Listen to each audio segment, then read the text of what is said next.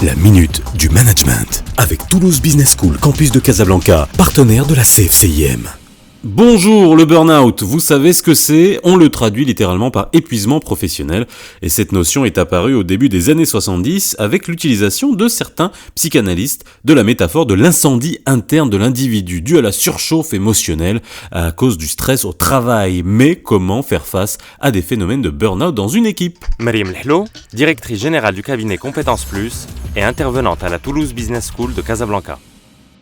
Parmi les causes du burn-out, on peut citer un certain nombre de facteurs. D'abord, si on veut parler des conditions du travail, on retrouve une très grande surcharge qualitative et quantitative, peut-être une trop grande cadence, des décisions qui sont prises par le management et qui ne sont pas acceptées par les collaborateurs. On peut également trouver des dangers physiques sur la chaîne du travail, par exemple, ou sur le lieu du travail. Alors, pour le manager, que faire en cas de burn-out d'un de ses collaborateurs? D'après les expériences, on voit que les managers, ceux qui ont réussi à récupérer des collaborateurs qui sont passés par une phase de burn-out, c'est ceux qui les ont laissés bien évidemment se reposer pour récupérer justement leurs facultés, récupérer leur motivation. Alors qui dit se reposer dit aussi peut-être recourir à un psychologue du travail ou un médecin du travail pendant cette période-là pour savoir exactement quels sont les maux dont on souffre, pour pouvoir les diagnostiquer, mais aussi pour pouvoir les solutionner au fur et à mesure. Une solution qui paraît très simple ou simpliste, c'est celle du repos. Alors quelqu'un qui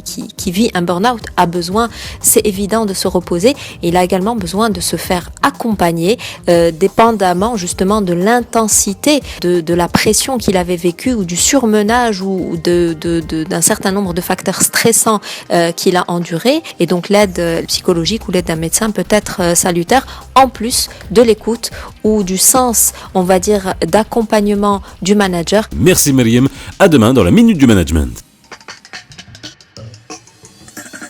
La minute du management avec Toulouse Business School, campus de Casablanca, partenaire de la CFCIM.